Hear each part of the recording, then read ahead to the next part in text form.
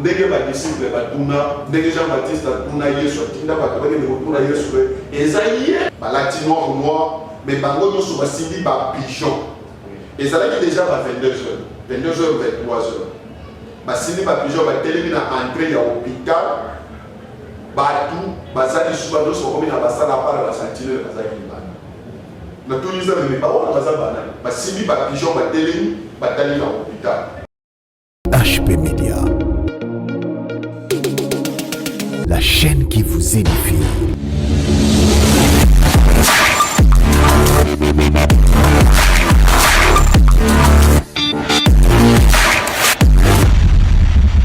Voilà, shalom, peuple de Dieu, nous allons toujours dans la mission partout dans le monde, parce que vous allez, nous allons nous beauté, midi, parce que vous allez voir et merci encore d'avoir eu une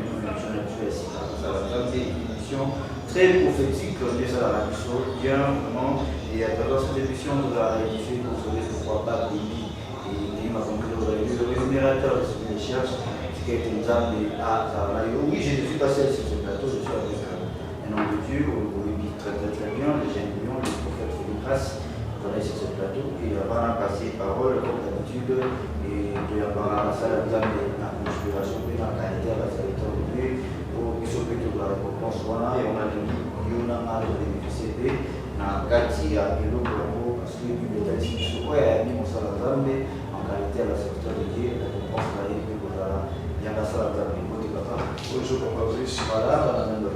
comme d'habitude, partout dans le monde, à travers notre chaîne HP Media, il y a beaucoup d'invités dans le Sambo, aux gens dans le message en plus.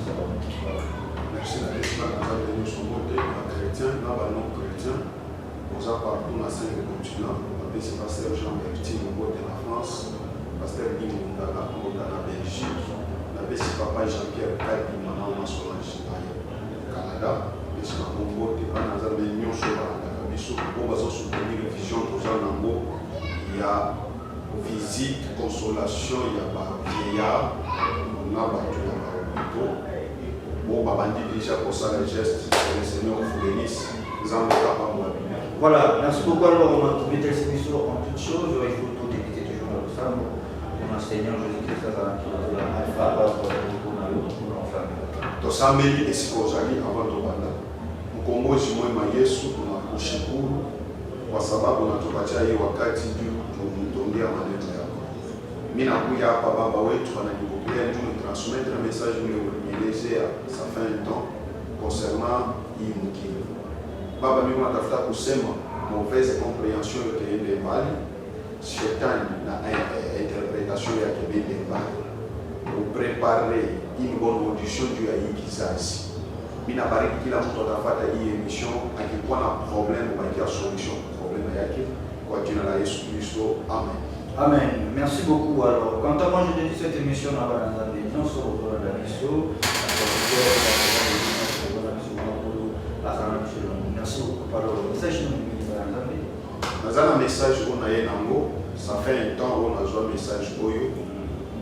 Na joie qui occasion pour pesa yango te na banda ko comment na transmettre yango du ya makambo zo et kalamboka et à lire makambo ya politique zo et kalamboka na biso. Un vrai prophète il faut la sagesse ce qui message ya beaucoup qui de bisango n'importe comment de ce que dit message n'importe comment de ça la yo qui balandi prophète ba kangaye ou qui prophète ba saïe ko ba milliardaire zo kaye bureau de zo kaye.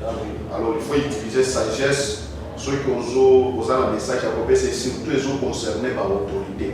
Et surtout les gens concernés, surtout chef de l'État, il faut qu'on ait la sagesse pour transmettre le message. C'est alors que nous avons besoin de ressemble à nous avons. Attends de sangana maïele, attends de sangana makanisi, attends de sangana intelligence pour transmettre le message. Pourquoi? Parce que le message Oyo est aussi les chefs de l'État. Je ne sais pas comment l'atteindre. Parce que si Kazali, on a beaucoup de temps, surtout si on a tout ça dans le Congo, dans le Boka, on a moindre. Au premier cas, on a un bureau que nous avons 5 audiences en chef de l'État, il sera pratiquement impossible de faire un parce que nous avons une banalité, nous avons une banalité, nous avons un conseil à tout. Donc, les seuls moyens où nous avons transmettre le message, c'est par des médias. Nous avons les médias en place, il y a la télévision en place, nous avons les cas. Ce qui m'a dit que le message est moko ya ba collaborateur na ye ba apprendre yango soki ba kolukanga ba kotanisanga na ye ekozala une bonne chose. Il y aura des choses où on a kolobanaye en face où il outil et pas ensemble. Na bandaki kosambela sur makambo ezo le kanamboka na biso les loba prophète ba bimi boy ba lobi boy contre gouvernement contre mboka ba mususu ba lobi boy ba tongo pe ba chrétien pe ba zo mituna ba congolais ba zo mituna. Qu'est-ce qui se passe na mboka na biso? Parce que biso ko banda ko tuna ko yeba que pouvoir o eleki et bandaki ko nyoko la bato au pouvoir il est pour répondre à besoin ya bato bato bazana kimia social et changer et makambo sur le bon moi. Au contraire makambo zo continuer les sous bato zo continuer kolela. C'est pourquoi on dit ba prophète entre guillemets ba sous ba bini ba zo pesa message oyo eza yango te e utie pa ya nzambe. C'est pourquoi étant jeune lion étant missionnaire a bengaki pa ya nzambe ya solo. Qu'est-ce qui se passe au juste? Moko oyo qui est oyo chef tozana yezaye ou bien c'est la mususu ndenge ba disciple batuna ndenge Jean-Baptiste atuna Yesu atinda bakabake ne kotuna Yesu ezaye tozela mutu mususu. Quand nazo sambela na sisi ba prière nanga nazo ki réponse un jour nazo ta église nazana volant c'est alors que na volant ko lo bandi ko lo delanga. Alors, grâce, nous avons posé au Kangana, le Seigneur parle, je t'écoute. Nous avons volé dans une maison, nous avons oublié la musique, nous avons quitté musique, nous avons quitté la vitre, nous avons quitté la voiture. Nous avons dit, Seigneur parle, je t'écoute. Je n'ai pas vu une personne, nous avons moni mon côté, nous avons moni l'autre côté, mais nous avons quitté la voix. Alors, grâce, je vais te parler. Alors, le Seigneur parle, je t'écoute. J'étais au volant. Et ça, d'autres côtés. Na memeli awa na ye na ndoto te ezali ndoto na ndoto te eza vision pe na monde akite c'était dans le monde normal naza na volant nazo ta église na moko fula nazo yepa na nga na limete. Le Seigneur me dit je vais te parler. On lui dit ok Seigneur parle-moi je t'écoute. Alors binanga naza na posa na répondre yo na souci na yo naza na posa na répondre ba congolais na mituna na bango. Ok de ko transmettre le message. Papa Brisoyeli, dans le monde prophétique, les réseaux de l'Islam nous avons coupé son message, un prophète, mais à permettre de yoter Kendolo. Très bien. Ce qui ont coupé son message, a coupé son mandat de Kendolo. Parce que ceux qui ont créé le problème. Nous avons coupé son message, alors nous avons un message de Kendolo. Ceux qui ont créé le problème, quel que soit le monde, Nzambe a vous protéger. C'est ce qui s'était passé entre Jean-Baptiste et Hérode. Jean-Baptiste a eu un message. Le message que Jean-Baptiste avait donné était un message vrai. Hérode a dit moi on a eu Hérodias. Jean-Baptiste était un prophète de Dieu à yo Hérode, aux Andoumba, aux Inouachan de Mona, une autorité. Et comment ça il faut respect. C'est pourquoi un vrai prophète, soi-disant ma pêche au message, tu as la sagesse. Esprit au toza na yeza molimo ya sagesse, aza molimo ya sagesse. Na la vie prophète nous ko l'écrit dans média, le bible sur les chefs de l'État, sur les gouvernements, sur la politique de ce pays. Et ça il n'a pas. Le mystère parce que le Seigneur m'a dit. Oyazo ba eza oza ba lobi na ngati. Le Seigneur me dit quoi? Zamba lobi na ngati ça va congolais. Lobi ya liboso et lobi ya balé na sa chef de l'État. C'est pourquoi nous avons senga batozaka autour du chef de l'État. Ngana yebani na ngana mboka te. Masali Congo te. So na ye ko se audience ba aya manga bo permettre ngate. Alors ceux qui os approchent le chef de l'État parfois os conseiller na ye.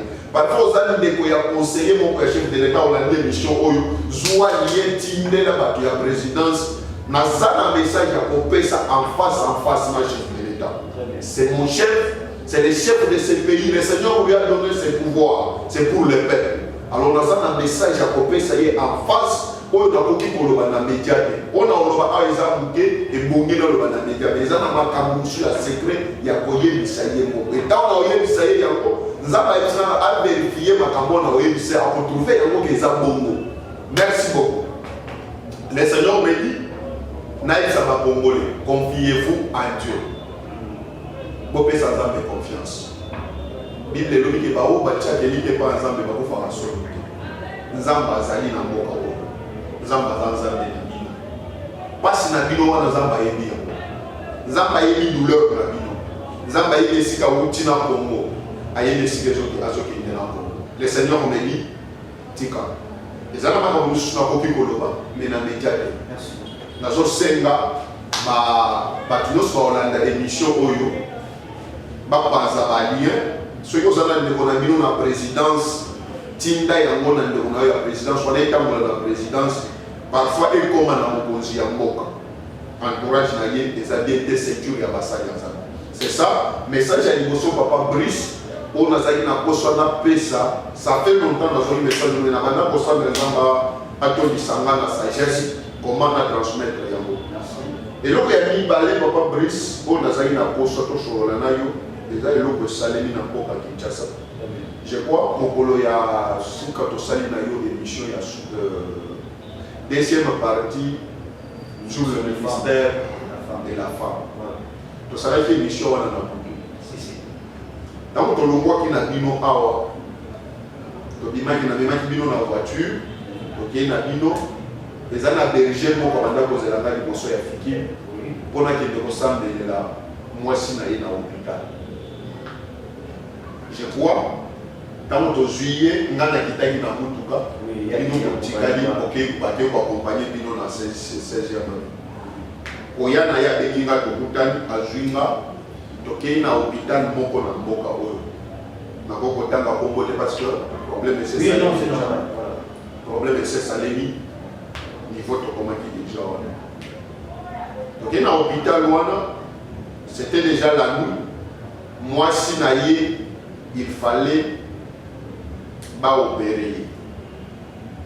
Quand on côté, c'est permission de côté dans la salle, et si vous avez une salle de la bonne aïe, na salle de Kobima Nazobima. Nazoyoka mon pépé Moussoussou, et Zoya Moussonama, mon pépé Moutouté. Oui, nous sommes tous dans la spiritualité, il faut détecter s'il y a un mauvais vent. Nazoka mon pépé mon pépé wana ezoya na simbi berger wana boye nazolisi sima sima na ngana telemi liboso. Tant mon pépé est tourné esprit wana ayaki na pépé wana tourné akomi kozonga. Tant kozonga ndena bandi komino bele qu'est-ce qui se passe? Kolo ezali ezosala na hôpital boye. Les seigneurs me dit tala na entrée. Na ndoto te papa Brice nous retrouvons na bino. Quand on a zone tala na entrée, nazo mona bato na bazalaki 6. Balaki basuluta ya noir. Na ba bikoti moko, omoni bikoti za la kabou. Ezaka lokola basango balata kami, ba cardinal balata, mais bango bazali bato catholique te. Balati noir, mais bango no so basimbi ba pigeon. Ezalaki déjà ba 22h. 22h, 23h. Basini ba pigeon ba telemi na entrée ya hôpital. Batu bazali suba do so komi na basala para la sentinelle bazali bana. Na tunisa me ba ona bazala bana. Basini ba pigeon ba telemi batali na hôpital. Kola le binanga bazala batu ba ye kozwa vie moko na kati ya hôpital. Donc ba ye kozwa vie yango eza ya nani. Tant nazo kuna ke vie yango ba ye kozwa eza ya nani. Ndekolo aïsima baluka sima. Quand nous sommes le casino papa Brice, na moni na hôpital bazoti bisa mwasi moko na salle d'accouchement qui a kufi. Awuti ko bota bana mapasa. Tiko condition ya mutu wana alinga ka apesa makila wana eza bato ya hôpital na médecin. Condition na bango ezalaki ni bapesa ki condition ke sacrifice a opesa il faut apesa mwasi moko awuti kobota mapasa sika. Très bien. A sacrifier mwasi moko awuti kobota mapasa sika. Na fongola na parenthèse na zo bisa bana ya nzambe ko. Hôpital eza esika ya kokende pamba te. A bozobela ozana mwana ozolinga kokende kobota ozokende consultation avant que l'hôpital bengana no basala nzambe basala. Parce que dans l'hôpital, il y a la spiritualité, il y a l'occultisme. Où est-ce que les étoiles, les Okabamaki, et puis ça va un sacrifice. Na kani parenthèse, na fongola mo le chouchou après. Tango bazo imana mwana mwasi wana, ba to famille na ye bazo lela. Tu on a donné ça avec bazo kende na ye wana. Kono lo bina ngaki bazo kende na ye na mort. Bazo kende okoti sa ye na mort. Sikoyo, tango na zolu mwesika na zaki pona kende na kutana na bango, na zomo na sima na bango ya bato babina na oba ni babeka kamoni eloko batambusaka bamemi ekolo ko bakende okotisa soki lankara soki na moni bazoke babina bazokende na so sima na bango na zomo na mwana mwasi wana kufi azole ya sima na bango azola ya tshebisa bango ke bombe mangate ngana kufi te ngana zana bomoi bozela na zozonga bombe mango so bombe ngana monta na kokufa lebele te pa bazoseka bango bazo comprendre que entre temps pendant que le mouvement des autres salivants na moni médecin en mot abimi alati lamba ya ba médecin tango zoya ayebisi bato bakende na ebele ko télé tango telemi na moni médecin wana aye esika mama wana azo telenga na wana sima ya corps na ye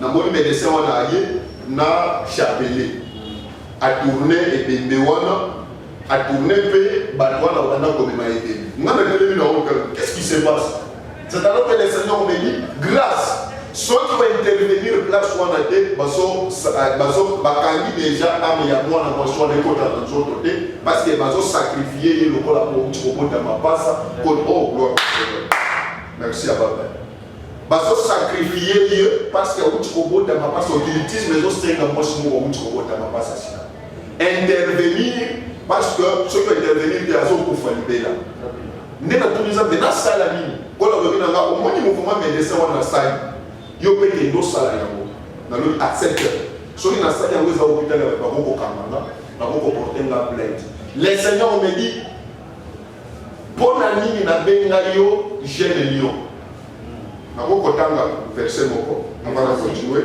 parce que nazo silisa déjà na komi na suka ya message wana na eloko moko ya ko opesa nazo tanga proverbe verset chapitre 30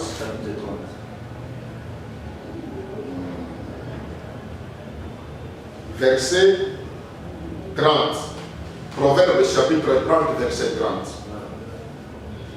je lis au nom de Jésus-Christ les lions les héros des animaux ne reculant devant qui que ce soit kolo binanga grâce pour pas la benga yo jeune lion eza po reculer te na makambo yango nde na bengis na benga yo na musala eza po na makambo ya ko kende sala oyo médecin wana sali wana papa Brice bakozo kota déjà na mwana mwasi wana na mort bakoti déjà na mort bakomi kobenga li po bakoti sa ye kuna nde na ye mango na tuti porte pa babino na basituki balobi ozana na yebisi bango naza mosala ya Nzambe nini bolingi bosala balobi na ngaki no eza ebembe si ekufi tozosala mosala biso tokotisa mwana mongana lobi te aza ebembe te akufi te pendant ke nga na okota médecin wana mpe na bamédecin mosusu bazoya po bakota basi baalerte bango ke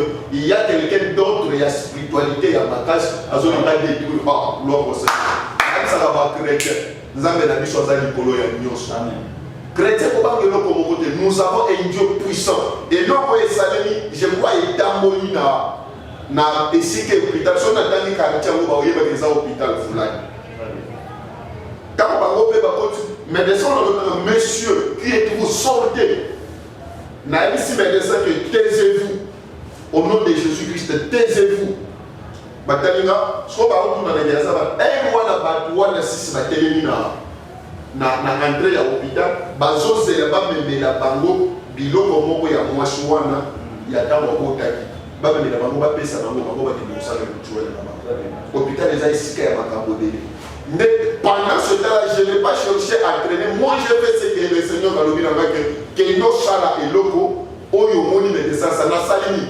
N'a pas été na tournée et bénéwan.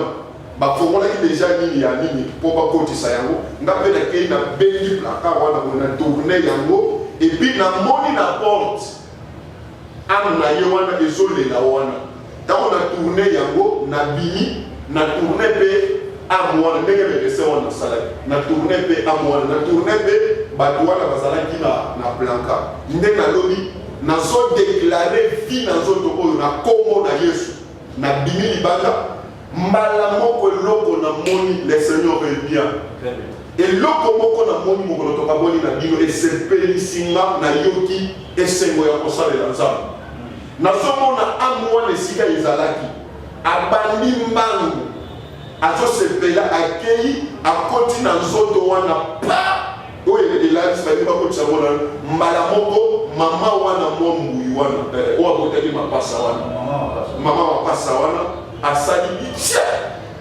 ntango asali itie babinganga nyonso bazali na plana bazolisi atelemi moto auti kobota perdre bakila ebele atelemi mbala moko eloko ekamwisi bato ezaki atelemi mbala moko na plaka asaute atelemi na se alobi bozomema nga wana babinganga bazoloba ke outi kokufa ti tolinga tokotiso na ere wana nga na bimi deja porte ya sale wana telemi libanda porte etikali ya kofungola bamedecin wana batomboki comme pas possible mbala moko babengi bapolisier baye bakoti na hôpital balobi eza nini berger wana nazali na ye mpe azwi telefone akomi kobenga bato baconnaissance na yebisi berger kobenga baconnaissance te oyo eza bitumba ya nzoto te oyo eza bitumba ya milimo tika bango ere wana toza deja ba 23 heures bapolisier baye batuni médecin ke eza nini médecin ayebisi bango ke aye koperturbe ordre ya hôpital tala eloko asali asali bamédecin babinganga bapolisier balobi nanga papa yo oza nalobi naza prophète Félix Grace prophète Félix Grace aoye kosali nalobi nzambe atindaki nga mpona bikisa butu wana lobi kobikisie alobi yo wana azotambola so makambo bayebisi bino wana ke naye koperturbe ordre naye koperturbe ordre mpona mama wana akufa te abika bango bazali na posa babikisa sikoyo na sagesse nazalaka nango naboyi koyebisa bapolisier ke mama oyo balingaki basakri balobi na nga oyo eza hôpital eza église te ya kobikisa bato nga nalobi l'évangile que nous avons eza ya kobikisa bato partout bapolisier au moins lokola bapolisier na biso balingaka mongo bapolisier bamiminga mpenza ti na biro ya la police tofandi wana ti officier ya permanence azalaki wana auditionne nga na bisi bango bozo auditionne nga mpona ni mpo mama wana akufaki abiki oyo nde esika nake kodevoile ke oyo balinga basakrifie wana poste abotima mpasa etwale na ye bazali nango mposa epa bamedecin nde opg asipi médecin abikalaka bandi koloba bafrançais ebele na bisi médecin en face ebongola motema yamba yesu non il faut alala na boloko awuti kobebisa malobi azoyeba makambo na awuti kobebisela ye awa tozali su na hôpital pe toza na leta ayebi makambo na awuti kobebisela ye nde kanda aza nango nalala na boloko nayebisi bango soki kolingi olalisanga na boloko sikoyo il faut bobuka boloko wana parce que na otonda na porte ya boloko na okota te naza monene makasi porte wana eza buki il faut bobuka yango soki bondimi bobuka yango bondima mpe riske yake baprisonnier nyonso baza na kati babima bakima mpo bokotisanga alors eloko wana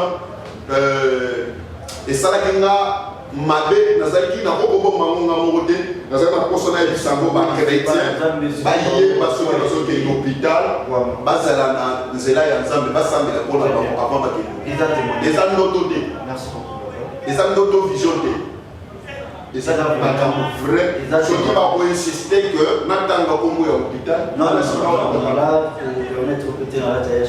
voilà, merci beaucoup de dire que le message où il Miso, Makasi, et Miso va trois fois déjà les baki et vous t'as la problème où on est que tu vas jouer là que Zam va aussi ça va tout finir le problème dans la carte donc nous chez là on dit ma la pas ni tout ça donc c'est dans le business de la valeur question à mes amis réaction à nous là on va nous avoir pour les cas où on date vous regardez au bas matin les autres